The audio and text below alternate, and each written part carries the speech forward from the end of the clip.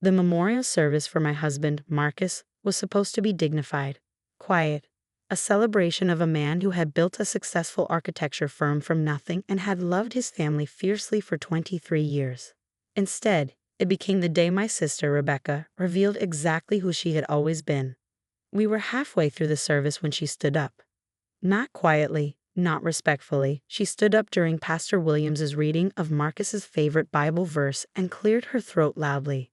"Excuse me," she called out, her voice cutting through the sanctuary. "I'm sorry to interrupt, but there's something everyone needs to know." I looked up from the front pew, confused. Rebecca stood in the third row, wearing black but somehow making it look celebratory. Her husband, Derek, sat beside her, looking uncomfortable. "Rebecca, this isn't the time," my mother started. "Actually, it's exactly the time," Rebecca interrupted, pulling papers from her designer purse. "Because everyone here is mourning Marcus and supporting Claire, but they should know the truth." She held up the documents. "Marcus signed everything over to me last month. The house, the business, his investments. All of it. Everything." The sanctuary went silent. 200 people stared at her, then at me. I felt my mother's hand grip mine. My 17-year-old son, Jake, sitting on my other side, tense like he was about to stand up and defend me. "Rebecca, sit down," I said quietly. "No, I won't sit down." Her voice rose triumphantly. "You've always been the perfect sister, perfect wife, perfect everything. But Marcus knew the truth. He knew you never appreciated what you had.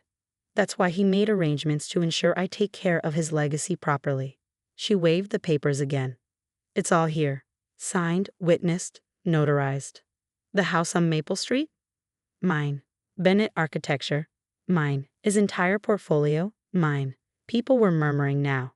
I could feel their eyes on me, wondering if it was true, if my sister was really that cruel, or if there was some truth to her claims. I pulled out my phone and typed a quick text. "She's here," making her move. "Come now."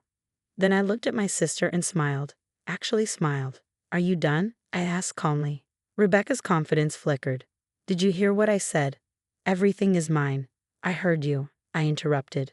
"Everyone heard you. You just announced at your brother-in-law's memorial service that you're stealing his widow's home and business."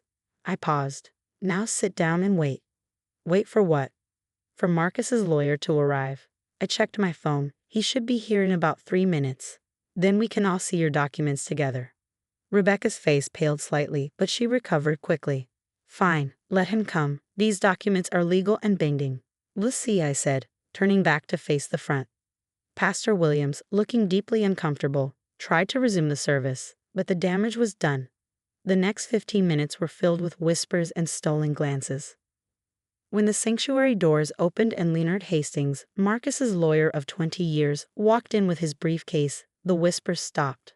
Leonard was 72, silver-haired, and had a reputation as the most meticulous attorney in the state. He walked directly to me, offered his condolences, then turned to face the congregation. "I apologize for the interruption," he said, his voice carrying authority. "But I understand there's been a claim made regarding Mr. Bennett's estate." Rebecca stood up again, energized. "Yes, I have documents here proving Marcus left everything to me." "May I see them?" Leonard asked politely. Rebecca marched down the aisle and handed him the papers with a triumphant expression. Leonard adjusted his glasses and read through them carefully. The sanctuary was so quiet I could hear the pages rustling. After what felt like an eternity, Leonard looked up. "Mrs. Morrison," he said to Rebecca, using her married name. "These documents are interesting. They appear to show that Marcus Bennett signed over certain assets to you approximately 5 weeks ago." Rebecca smiled victoriously. "Exactly." "However," Leonard continued, his voice hardening, "I have several concerns. First, the signature doesn't quite match Mr. Bennett's standard signature." He pulled out a document from his briefcase. "This is Mr. Bennett's actual will, updated 3 weeks ago, 2 weeks after your documents were allegedly signed. Notice the difference in signature?" He held up both documents. Even from my seat, I could see the discrepancy. The signature on Rebecca's papers was shakier, less confident. "Second," Leonard continued, "your documents were notarized by a James Patterson. I've already verified that Mr. Patterson's notary license was suspended 6 months ago for improper notarization practices." Rebecca's face was losing color. That's That's not possible. Third, and most importantly, Leonard's voice was iced now. Marcus Bennett was in my office 3 weeks ago, specifically because he discovered that someone had attempted to forge documents in his name. He was very clear about who he suspected and why. He pulled out another document. This is a police report Marcus filed 2 weeks before his death.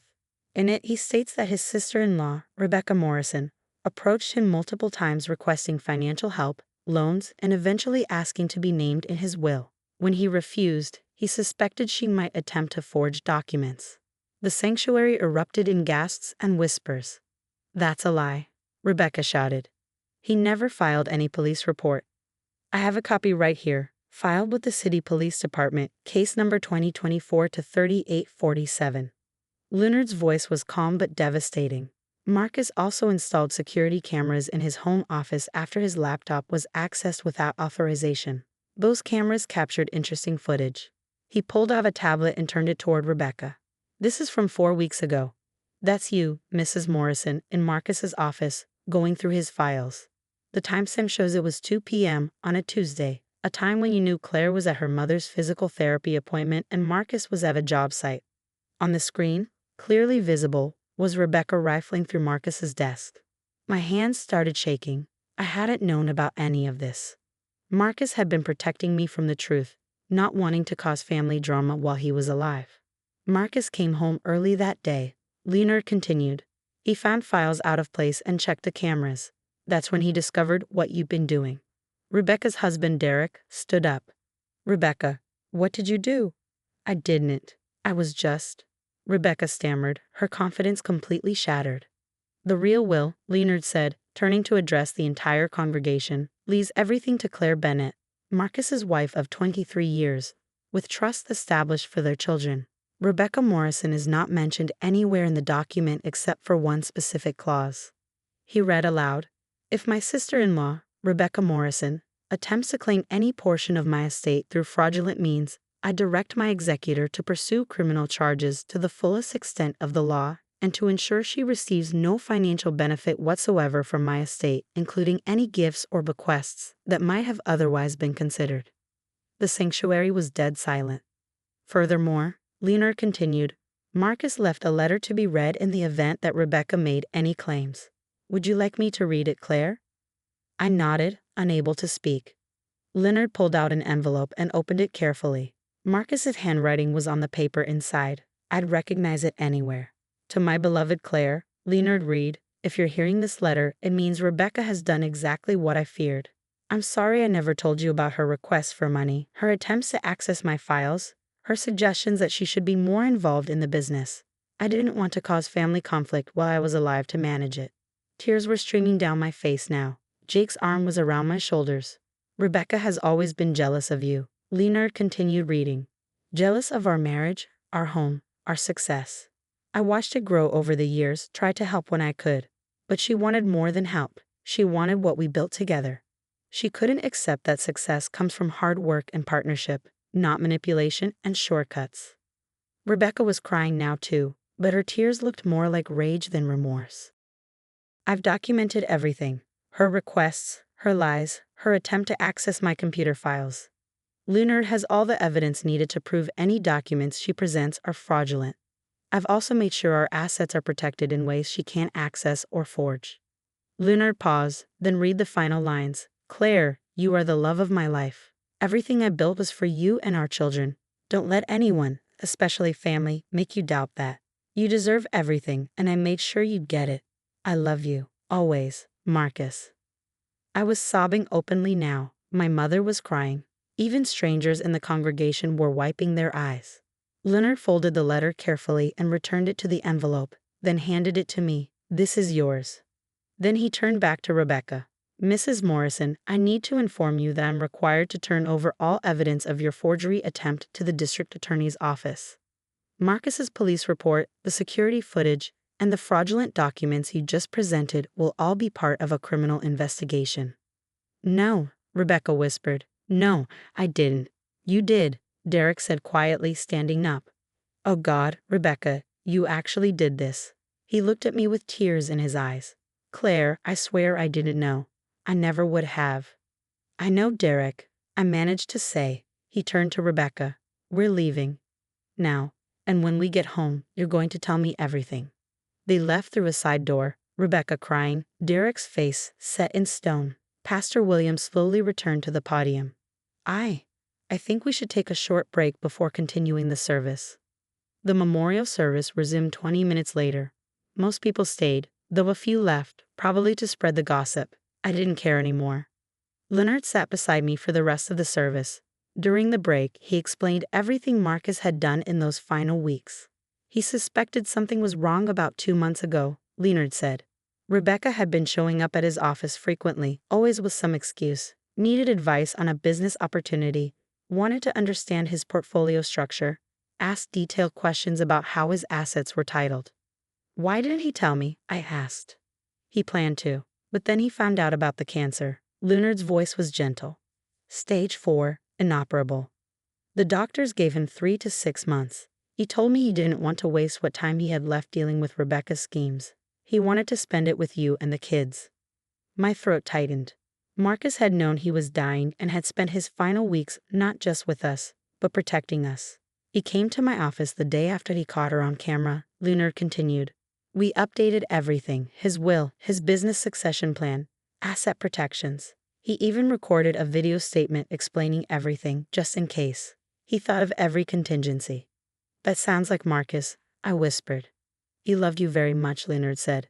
Every document, every protection he put in place, it was all about making sure you and the children would be secure. He even set up a trust that can't be touched by lawsuits or claims, ensuring your children's education and your future are protected no matter what. 3 days after the memorial service, Rebecca was arrested. The evidence was overwhelming. The forged documents, the security footage, the police report, even her own public confession at the memorial service in front of 200 witnesses. Derek filed for divorce a week later. He came to see me, apologetic and ashamed. I should have seen it, he said, sitting in my kitchen. The way she talked about your house, your cars, Marcus's business.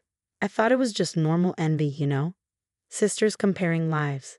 I never thought she'd actually. Neither did I admitted. She's my sister. I trusted her.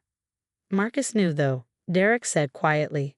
He told me once, about 6 months ago, that I should keep a closer eye on our finances. He said Rebecca had expensive tastes and might not always be honest about where the money was going. I thought he was just being overprotective. He paused. Turns out she'd been hiding credit card debt from me, $20,000. I wasn't entirely surprised. Rebecca had always lived beyond her means. I'm sorry, Derek said again. For what she did, for what she tried to do at the service, that was unconscionable. You're not responsible for her choices, I said. You didn't know. Still, he stood to leave. If you or the kids ever need anything, please let me know. I may not be family legally anymore, but I'd like to think we can still be friends. I'd like that too.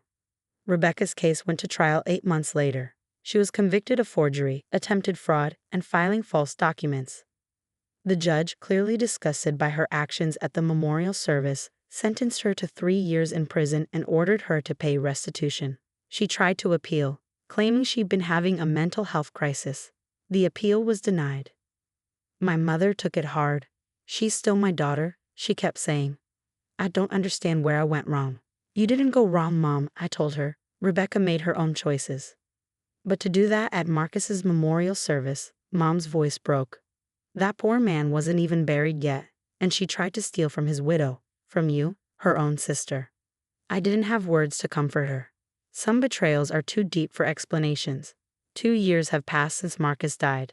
The house is quieter now. Jake is in college, studying architecture like his father.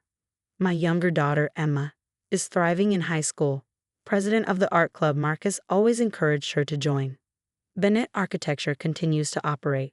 I'm not an architect, but Marcus had trained an excellent management team. I serve as owner and board chair, making sure his vision and values continue. The business has actually grown. It turns out the story of Marcus protecting his family even after death resonated with people. We've had dozens of clients specifically request us because they admired his integrity. Leonard still handles all our legal matters. He's become a friend, someone who shares stories about Marcus I never knew, including how Marcus once told him that the smartest thing he'd ever done was marry me. He said you were his partner in every sense. Leonard told me over coffee last month that you built everything together, even if your name wasn't on all the paperwork. He wanted to make sure that was reflected in how his estate was handled. Rebecca gets out of prison next year. I don't know if I'll ever speak to her again. Mom visits her occasionally and says she's remorseful, that she's in therapy and understands what she did was wrong. I hope that's true, but I also know that some relationships, once broken, can't be repaired. What I do know is that Marcus loved me, that he protected me, that even facing death, his final thoughts were about ensuring our family's security and happiness. And I know that when my sister stood up at his memorial service and tried to steal everything we built together, Marcus had already won. Because love, real love, plans ahead. It protects. It endures. Even after death, Marcus was still taking care of us. And that, more than any house or business or inheritance, is the real legacy he left behind.